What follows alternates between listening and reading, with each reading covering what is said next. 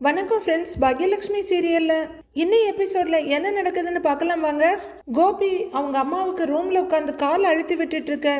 எழிலு செளியா, செளியா எழிலு, செளியா செளியா அப்படின்னு மாடிப்படி கீழே நின்று ஏலம் போட்டுட்டு இருக்காங்க. பாக்யா இருக்கா அப்படின்னு கோபி கேட்க ஆமாங்கிறாங்க ஈஸ்வரி. அவங்க அம்மா காலை மெதுவாக கீழே எடுத்து வச்சுட்டு அம்மாவை கையை பிடிச்சி எழுப்பி விட்டுட்டு தானும் வெளியே வர்றாரு கோபி. ஈஸ்வரியும் பின்னாடியே வர்றாங்க. என்ன பாக்யா அப்படின்னு கேட்க பாக்யா எந்த பதிலும் சொல்லல.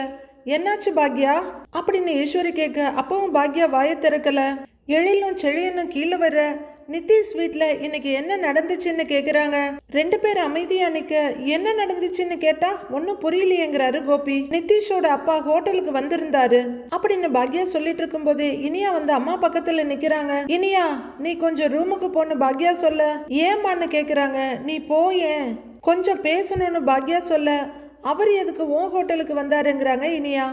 சொல்லுமா அப்படின்னு அவங்க மறுபடியும் கேட்க வீட்டு ஆம்பளைங்களை விட்டு மிரட்டுறீங்களான்னு கேட்டாரு. உங்க பொண்ணு வாழ்க்கையை பத்தி உங்களுக்கு கவலையே இல்லையான்னு கேட்க வந்திருந்தாரு அப்படின்னு பாக்யா சொல்ல ஆளுக்கு ஒரு ரியாக்ஷனை காட்டிட்டு நிக்கிறாங்க. அங்க என்ன நடந்துச்சு அப்படின்னு பாக்யா கேட்க அம்மா இனியாவை தொந்தரவு பண்ணக்கூடாதுன்னு நிதிஷை வான் பண்ணதாமா போனோம். ஆனா அவன் ஓவரா பேசுறான். இனியாவை பார்க்க தான் செய்வேன், உங்களால என்ன பண்ண முடியுங்கிறான் அப்படின்னு எழில் சொல்ல பாக்யா இனியா ரெண்டு பேருமே கொஞ்சம் அதிர்ச்சியா பாக்குறாங்க. இதெல்லாம் நான் எதிர்பார்த்ததுதாங்கிற மாதிரி இனியா பாக்குறாங்க.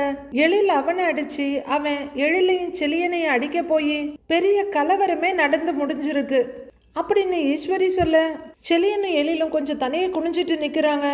பேச்சுவார்த்தையோட நிறுத்திருக்கலாமேங்கிறாங்க பாக்யா. நாங்க பேசதான் போனோம், ஆனா அவங்க அப்படி பிஹேவ் பண்ணலையே. ஏற்கனவே போகும்போதே எழிலும் செளியனும் ரொம்ப கோவத்துல இருந்தாங்க. அவங்க வேற சண்டை போடுறதுக்கு எகிரி துள்ளிக்கிட்டு வந்தா அத நம்ம பசங்க பாத்துக்கிட்டு சும்மா இருப்பாங்களா அப்படின்னு கோபி கேட்க என்னடா இதுன்ற மாதிரி சங்கடமா பாக்யா யோசிச்சுட்டு நிக்க அம்மா அந்த ஆள் உன்னை ஏதாவது மிரட்டுற மாதிரி பேசினாரா அப்படின்னு எழில் கேட்க அதெல்லாம் ஒன்றும் மிரட்டல, பொண்ணு வாழ்க்கையை யோசிச்சுக்கோங்கன்னு அப்படியே நாசூக்கா பேசிட்டு போனாருங்கிறாங்க பாக்யா. அப்படியே இனியா மேல ரொம்ப அக்கறை இருக்க மாதிரி தான் அப்படின்னு செளியன் சொல்ல இனிமே பிரச்சனையே வேண்டான்னு அங்க பேச போன இடத்துல தான் இவ்வளோ பெரிய பிரச்சனை, இதுக்கெல்லாம் என்னதான் முடிவுன்னே தெரியல அப்படின்னு ஈஸ்வரி சொல்ல எல்லாத்துக்கும் டிவோர்ஸ் தான் ஒரே முடிவுங்கிறாங்க இனியா. ஏதோ இப்பதான் புதுசா கேட்குற மாதிரி ஆளுக்கு ஒரு ரியாக்ஷன் அதிர்ச்சியா காட்டிட்டு இருக்காங்க. பாக்யா வீட்டு ஹால்ல கான்ஃபரன்ஸ் ஸ்டார்ட் ஆகுது. நிதிஷோட இருந்தது கொஞ்ச நாள் தான்னாலும் அவரோட குணம் எனக்கு நல்லா தெரியும். ஒரு விஷயம் பண்ணக்கூடாதுன்னு சொன்னா அதை திரும்ப திரும்ப பண்ணுவாரு. என்னைய மீட் பண்ணக்கூடாதுன்னு சொல்லிட்டீங்கல்ல, இனிமே என்னை மீட் பண்றதுக்கான எல்லா முயற்சியும் எடுப்பாரு. எங்க போனாலும் தேடி தேடி வருவாரு. நாம இம்மிடியட்டா டிவோர்ஸ்க்கு அப்ளை பண்ணிடலாம் அப்படின்னு இனியா சொல்ல ஆன வாயை பிளந்துட்டு பாக்குறாங்க ஈஸ்வரி. எல்லாரும் சங்கடமா பார்த்துட்டு இருக்க லீகலா இப்ப வரைக்கும் நான் அவரோட ஒய்ஃபா இருக்கிற வரைக்கும் ஏதாவது ஒரு விதத்துல அவர் என்ன ரீச் பண்ண ட்ரை பண்ணிக்கிட்டு தான் இருப்பாரு அப்படின்னு இனியா சொல்ல அம்மா இனியா சொல்றது சரின்னு படுது, நாம நாளைக்கே அட்வொகேட்டை பார்த்து இந்த விஷயத்தை பத்தி பேசிடலாமா அப்படின்னு கோபி சொல்ல ஐயோங்கிற மாதிரி முகத்தை வச்சுட்டு உட்கார்ந்துருக்காங்க ஈஸ்வரி. இந்த டிவோர்ஸ்ல எனக்கு ஒரே ஒரு கண்டிஷன் தான் அப்படின்னு இனியா சொல்ல எல்லாரும் இனியாவையே பார்த்துட்டு இருக்காங்க. அம்மாவை ஏமாத்தி வாங்கின அந்த 2 ரெஸ்டாரண்ட்டையும் அவங்க திருப்பி கொடுக்கணும் அப்படின்னு இனியா சொல்ல அதை பத்தி இப்ப எதுக்கு யோசிக்கிற இனியாங்கிறாங்க பாக்யா. நான் அதை பத்தி தாம்மா மெயினா யோசிக்கிறேன் அப்படின்னு இனியா சொல்ல உனக்காக அம்மா செஞ்ச ஒரு விஷயம் அதுங்கிறாங்க பாக்யா. தெரியுமா, நான் நல்லா வாழணும்னு தானே நீ அதை செஞ்ச, நான் தான் வாழவே இல்லையே. எதுக்குமா உன் உழைப்புக்கான பலனை இன்னொருத்தர் அனுபவிக்கணும்? உன் ரெஸ்டாரண்ட் இந்த கல்யாணத்துக்குன்னு செலவு பண்ணின பணம் எல்லாத்தையும் திரும்ப வாங்கணும். இந்த கல்யாணத்தை சாக்கா வச்சு பொண்ணுங்களோட சொத்தை அபகரிக்கணும்னு நினைக்கிற எல்லாருக்குமே என்னோட டிவோர்ஸ் ஒரு லெசனா இருக்கணும். அது போதும் எனக்குன்னு இனியா எழுந்து போறாங்க. இனியா அப்படின்னு பாக்யா கூப்பிட்டு பார்க்க இனியா திரும்பாம போயிடுறாங்க. ஈஸ்வரி நாசூக்கா அவங்க கண்ணில் வழியிற கண்ணீரை தொடச்சிக்கிறாங்க. பெட்ரூம்ல பாக்யா படுத்துட்டு இருக்க இனியா லேப்டாப்ல ஒர்க் பண்ணிட்டு இருக்காங்க. பாக்யா முழிச்சு இனியாவையே பார்த்துட்டு இருக்க அம்மா நீ இன்னும் தூங்கலையா அப்படிங்கிற இனியா. ஓ லைட்டு டிஸ்டர்பன்ஸா இருக்கா, சரி நான் வெளியில போய் வேணா ஒர்க் பண்ணட்டுமா அப்படின்னு கேட்க அதெல்லாம் ஒன்றும் வேண்டாம் நீ இங்கேயே பண்ணு அப்படின்னு பாக்யா சொல்ல இன்னொரு 5 மினிட்ஸ் தான் முடிச்சிருவேன் சரியா அப்படின்னு இனியா கேட்க சரிடி முடி ஒன்றும் பிரச்சனை இல்லைங்கிறாங்க பாக்யா. இனியா சீரியஸாக ஒர்க் பண்ணிட்டு இருக்க பாக்யா பரிதாபமாக பார்த்துக்கிட்டு இருக்காங்க. கொஞ்ச நேரத்தில் முடிச்சிட்டேன் அப்படின்னு இனியா லேப்டாப்பை க்ளோஸ் பண்ண போக ஏய் மெதுவா முடிச்சிட்டு வான்னு தான் சொன்னேன்ல அப்படின்னு பாக்யா சொல்ல, முடிச்சிட்டேம்மா அப்படின்னு ஜாலியா சொல்லிக்கிட்டே லேப்டாப்பை அங்க வச்சுட்டு, இப்ப நான் ஒரு நியூஸ்ல ஒர்க் பண்ணேன்ல, அது எனக்கே நல்ல சாட்டிஸ்ஃபேக்ஷனா இருக்கு. கண்டிப்பா எல்லாரும் என்ன அப்ரிசியேட் பண்ணுவாங்க அப்படிங்கிற இனியா மடியில இருக்க தலைவாணி எடுத்துட்டு லைட் ஆஃப் பண்ணுவான்னு கேட்க, இரு உட்காரு அப்படின்னு சொல்லிக்கிட்டே பாக்யாவும் எழுந்து உட்காருறாங்க. என்னம்மா அப்படின்னு இனியா கேட்க, நீ நல்லா இருக்கியா இனியா அப்படின்னு பாக்யா கேட்க, பார்த்தா எப்படி தெரியுதுன்னு இனியாவும் கேக்குறாங்க. நீ நல்லா இருக்கிற மாதிரி தான் தெரியுது, ஆனா உன் மனசுல என்ன ஓடுதுன்னு எனக்கு புரியவே இல்லை அப்படின்னு பாக்யா கேட்க, நான் ஒர்க் பண்ண நியூஸை பத்தி மட்டும்தான் என் மனசுல ஓடுது, வேற எதுவுமே ஓடல. நிதிஷ் விஷயமா இந்த டிவோர்ஸ் விஷயமா நான் ஏதாவது யோசிச்சுட்டு இருக்கேன்னு நினைக்கிறியா? நான் எதுவும் யோசிக்கலமா, நான் நல்லா தான் இருக்கேன், அப்செட் எல்லாம் ஆகல அப்படின்னு இனியா சொல்ல, பாக்யா அப்படியே ஆராய்ச்சியா பார்த்துக்கிட்டே இருக்காங்க. இதோ பாரு, ஒருவேளை நான் அப்படியே அப்செட் ஆனேன்னா உங்ககிட்ட சொல்றேன், அப்ப நீ என்ன ஆறுதல் படுத்து அப்படின்னு இனியா சொல்ல, அப்படின்னு தலையாட்டுறாங்க பாக்யா. சரி நீ நல்லா இருக்கியான்னு இனியா கேட்க, பாக்யா அமைதியா பாக்குறாங்க. இங்க பாருமா, நீ கவலைப்படுற அளவுக்குலாம் என் வாழ்க்கையில எதுவுமே நடக்கலம்மா. தேவையில்லாம ஒரு பேட் சாப்டர் வந்துருச்சு, இப்ப அது முடிய போகுது, அவ்வளவுதான். கொஞ்ச நாளா வீட்டுல எல்லாரும் என்ன பத்தியே தான் பேசிக்கிட்டே இருக்கீங்க, ஒரு சேஞ்சுக்கு உன்னை பத்தி பேசுவோமா? உன் பிசினஸ்ல ஏதாவது இம்ப்ரூவ்மெண்ட் இருக்கா அப்படின்னு இனியா கேட்க, சொல்லிக்கிற அளவுக்கு எதுவுமே இல்ல, அப்படியே போயிட்டு இருக்குங்கிறாங்க பாக்யா. அந்த 5 ஸ்டார் ஹோட்டல் ரெஸ்டாரண்ட் விஷயம் என்னாச்சு அப்படின்னு இனியா கேட்க, அது அவ்வளவுதாங்கிறாங்க பாக்யா. அவங்க வெயிட் பண்ண சொன்னப்போ நான் தான் ஓடி வந்துட்டேனே அப்படின்னு பாக்யா சொல்ல, அதுக்கும் நான் தானே காரணம் அப்படின்னு இனியா வருத்தப்பட, நீ என்ன பண்ணன அப்படின்னு பாக்யா சொல்ல, அம்மா நாம வேணும்னா அந்த ஹோட்டலுக்கு நேரா போய் பேசி பாப்போமா, இன்னொரு சான்ஸ் கேட்போம் அப்படின்னு இனியா சொல்ல, இல்லை இனியா வேண்டாம், அதை அப்படியே விட்டுறலாம் அப்படின்னு பாக்யா சொல்ல, சரி உனக்கு வேற ஏதாவது ஒரு நல்ல ஆப்பர்ச்சுனிட்டி வரும் பாத்துக்கலாங்கிறாங்க இனியா. பாத்துக்கலாம் அப்படின்னு பாக்யாவும் சொல்ல, சிரிக்கிற இனியா, நீ என்னை பத்தி நிறைய கவலைப்பட்டுட்டமா, இனிமே நீ கவலைப்படக்கூடாது சரியா? நானும் இப்ப உன்ன மாதிரியே ஸ்ட்ராங்கான இண்டிபெண்ட் உமன் அப்படின்னு சொல்லி இனியா சிரிக்க, பாக்யாவும் பெருமையா சிரிக்கிறாங்க. மறுநாள் பொழுது விடியுது. செழியன் கார் ஓட்ட பக்கத்துல கோபி உட்கார்ந்துருக்காரு, பின்னாடி பாக்யாவும் இனியாவும் உட்கார்ந்துருக்காங்க. இனியாமா அப்படின்னு கோபி கூப்பிட, டாடிங்கிறாங்க. காஃபி ஏதாவது சாப்பிட்றியாமா அப்படின்னு அவர் கேட்க, இல்லை டாடி வேணாங்கிறாங்க இனியா.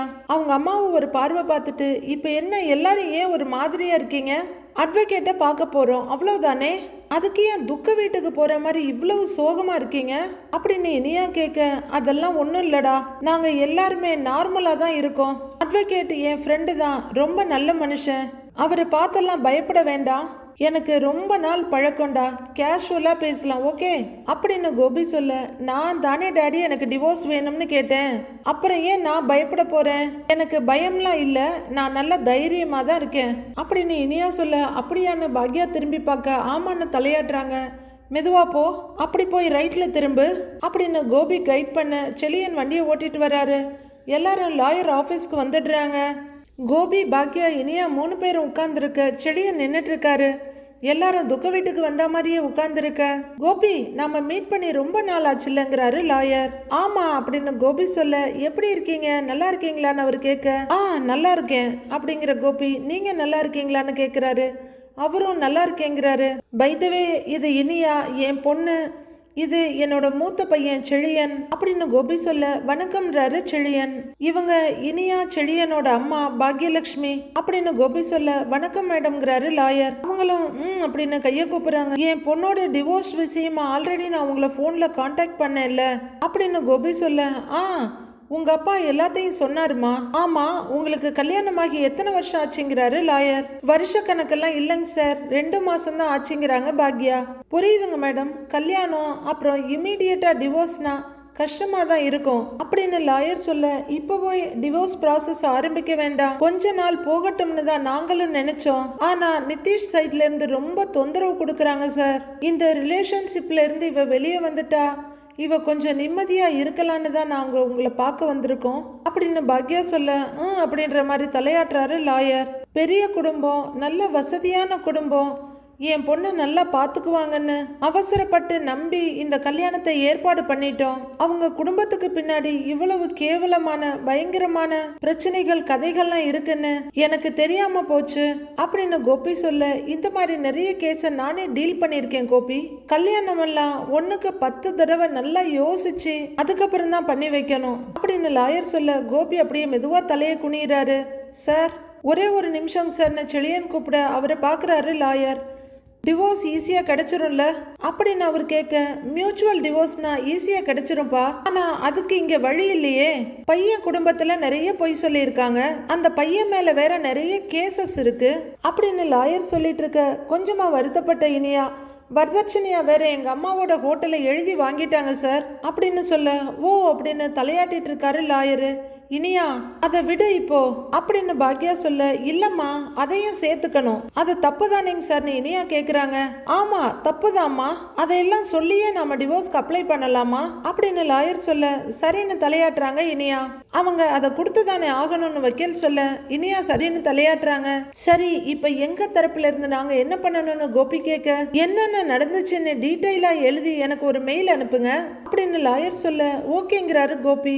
நான் மெயில் அனுப்புறேங்க சார் அப்படின்னு இனியா சொல்ல, ஓகேம்மான்னு தலையாட்டுறாரு அவரு. கோர்ட் கேஸ் அது இதுன்னு இதனால என் பொண்ணுக்கு எதுவும் பிரச்சனை இருக்காதுல்ல அப்படின்னு கோபி கேட்க, பிரச்சனை ஒன்றும் இல்லை, கோர்ட்டுக்கு போக வேண்டி இருக்கும், அவங்க கேட்குற கேள்விக்கெல்லாம் பதில் சொல்ல வேண்டி இருக்கும், அதையெல்லாம் நாம அவாய்ட் பண்ண முடியாது இல்லையா அப்படின்னு லாயர் கேட்க, கரெக்ட் கரெக்ட் அப்படின்னு கோபி வருத்தமா சொல்ல, பாத்துக்கலாம், நீங்க ஒன்னும் கவலைப்படாம இருங்க, முதல்ல நாம அவங்களுக்கு நோட்டீஸ் அனுப்புவோம், அதுக்கு பையன் வீட்ல இருந்து என்ன ரிப்ளை வருதுன்னு பாத்துக்கிட்டு அதுக்கப்புறம் மேற்கொண்டு என்ன பண்ணலாம்னு டிசைட் பண்ணலாம், ஓகேவா அப்படின்னு லாயர் கேட்க, ஓகேங்கிறாரு கோபி. இனியா நீ ஒன்னும் கவலைப்படாம இருமா, எல்லாம் சரியாயிடும், பாத்துக்கலாம் அப்படின்னு லாயர் சொல்ல, ஓகேங்க சார் தேங்க்யூ சார்னு தலையாட்டுறாங்க இனியா. பாக்யா ஹோட்டல்ல கல்லாவில் உட்காந்துருக்க செல்வி வேலை பார்த்துட்டு இருக்காங்க.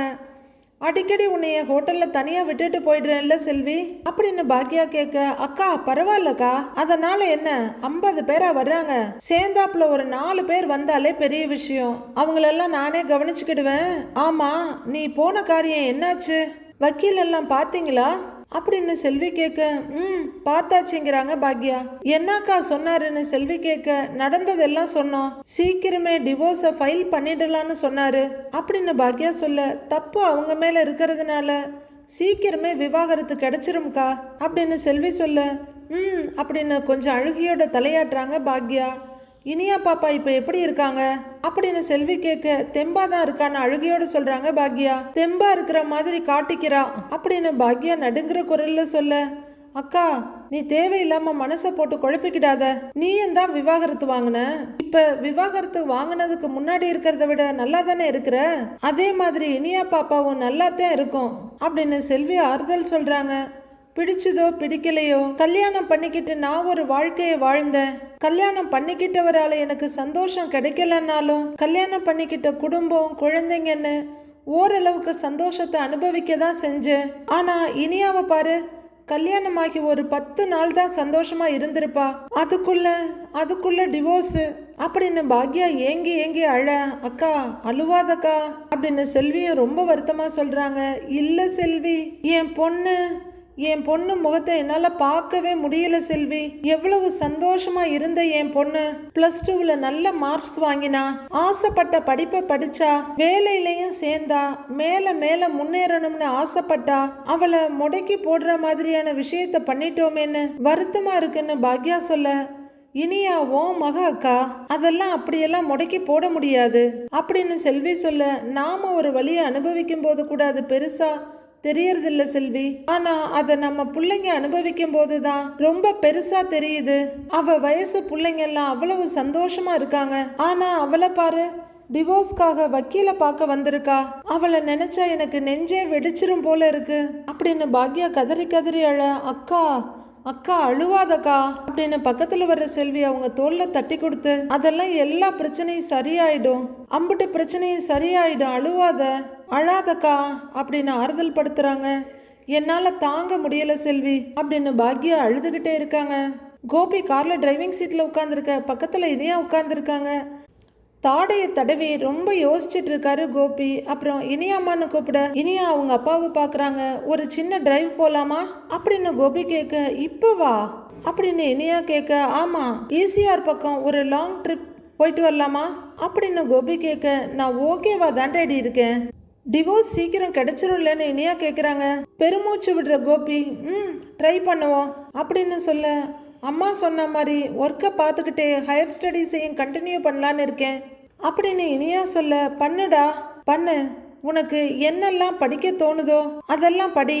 சத்தியமா சொல்றேன், இனி உன் வாழ்க்கையை பொறுத்தவரையிலும் உன் அப்ப எந்த ஒரு தப்பான முடிவை எடுக்க மாட்டேன்டா. இப்ப வரைக்கும் நடந்த எல்லா தப்பையும் நான் ஏதாவது பண்ணி எப்படியாவது எல்லாத்தையும் சரி பண்ணிடுறேன்.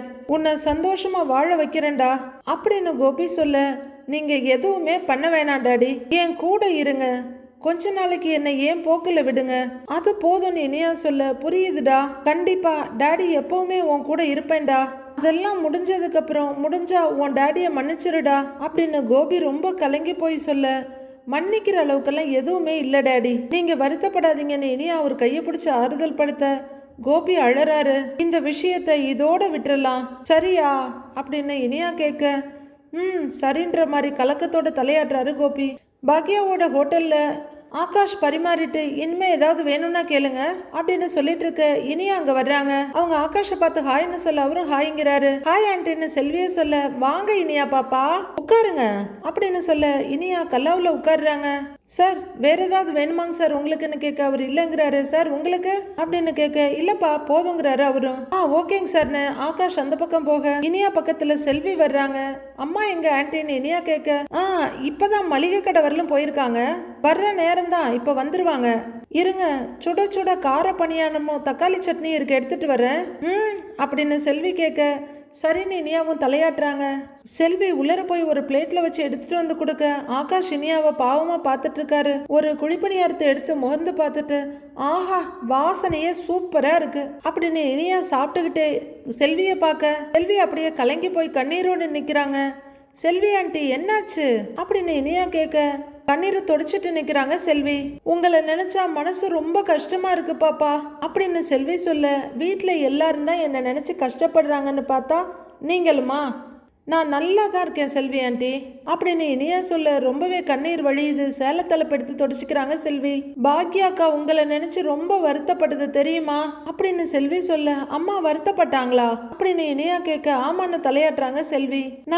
நல்லா தானே இருக்காங்க, என்கிட்ட நம்பிக்கையா தானே பேசுறாங்க அப்படின்னு இனியா கேட்க, உங்ககிட்ட அக்கா வேற எப்படி பேசும், வக்கீல பார்த்துட்டு வந்ததுல இருந்து ஒரே அழுக தெரியுமா அப்படின்னு அழற செல்வி கண்ணை தொடச்சிட்டு, இனியா பாப்பா நடந்ததெல்லாம் நினைச்சு மனசை போட்டு குழப்பிக்காதீங்க இனியா பாப்பா, சரியா, நல்லா சாப்பிடுங்க, தைரியமா இருங்க அப்படின்னு செல்வி சொல்ல, சரின்னு இனியா தலையாட்டிட்டு இருக்க. எவ்வளவு அப்படின்னு ஒரு பொண்ணு வந்து கேட்க, ஆகாஷ் இவங்களுக்கு பில்லு எவ்வளோன்னு கேட்குறாங்க செல்வி. 130 ரூபாமாங்கிறாரு ஆகாஷ். அந்த பொண்ணு பணத்தை எடுத்து கொடுத்துட்டு, இந்தாங்க நாங்க வரோன்னு கிளம்புறாங்க. சரி பாப்பா நீங்க சாப்பிடுங்க, எனக்கு உள்ள கொஞ்சம் வேலை இருக்கு, போய் வேலையை பாக்குறேன் அப்படின்னு செல்வி கேட்க, சரின்னு தலையாட்டுறாங்க இனியா. ஆகாஷ் ரொம்ப சங்கடமா இனியாவை பார்க்க இனியாவும் அவரை பாக்குறாங்க. அப்புறம் எழுந்து வெளியே போறாங்க. பார்த்துக்கிட்டு இருக்க ஆகாஷ் கையில இருக்கதெல்லாம் வச்சுட்டு அவரும் வெளியே வந்து இனியா பக்கத்துல நிக்கிறாரு. ஒருத்தர் அமைதியா பார்த்துட்டு இருக்காங்க. சட்டுன்னு இனியா, உன்னோட கோச்சிங் எல்லாம் எப்படி போகுதுன்னு கேக்குறாங்க. நல்லா போகுது அப்படின்னு ஆகாஷ் சொல்ல, இந்த தடவை பாஸ் ஆயிடுவியான்னு இனியா கேக்குறாங்க. எனக்காக இல்லைனாலும் அம்மாவுக்காக பாஸ் ஆகணும், அவங்க சக்திக்கு மீறி எனக்காக ரொம்ப பணம் செலவு பண்றாங்க, நான் எக்ஸாம் எழுதுறது பாஸ் ஆகுறதெல்லாம் இருக்கட்டும், நீ எப்படி இருக்கன்னு ஆகாஷ் கேக்குறாரு. நீ அமைதியா நின்னுட்டு இருக்க, நல்லா இருக்கியா அப்படின்னு அவரு கலக்கமா கேட்க, இல்ல ஆகாஷ் நான் என் லைஃப்ல இவ்வளவு க்ளூலெஸ்ஸா இருந்ததே இல்லை, சட்டுன்னு என்னென்னமோ நடக்குது, அதுக்கெல்லாம் எப்படி ரியாக்ட் பண்றது, அழறதா சிரிக்கிறதா எனக்கு எதுவுமே புரியல அப்படின்னு இனியா சொல்லிட்டு இருக்க. கிச்சன்ல இருந்து வெளியே வர்ற செல்வி ஆகாஷ்ன்னு கூப்பிடுறாங்க. எங்க காணோன்னு கொஞ்சம் தள்ளி வந்து பார்க்க வெளியே இனியாவும் ஆகாஷும் பேசிட்டு இருக்கத பாக்குறாங்க.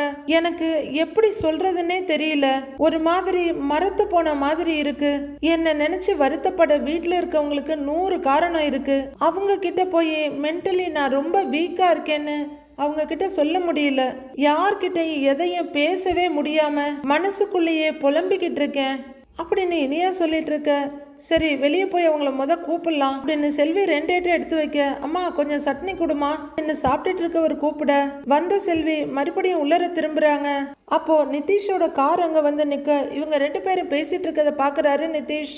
எனக்கு என்ன சொல்றதுனே தெரியல இனியா, ஆனா சரியாகாத பிரச்சனைன்னு எதுவுமே இல்ல, எல்லாம் கொஞ்ச நாள்ல சரியாயிடும் அப்படின்னு ஆகாஷ் சொல்லிட்டு இருக்க வெறியோட பாத்துக்கிட்டு இருக்காரு நிதிஷ். மீதி என்ன நடக்குதுன்னு நாளைக்கு பார்க்கலாம் ஃப்ரெண்ட்ஸ்.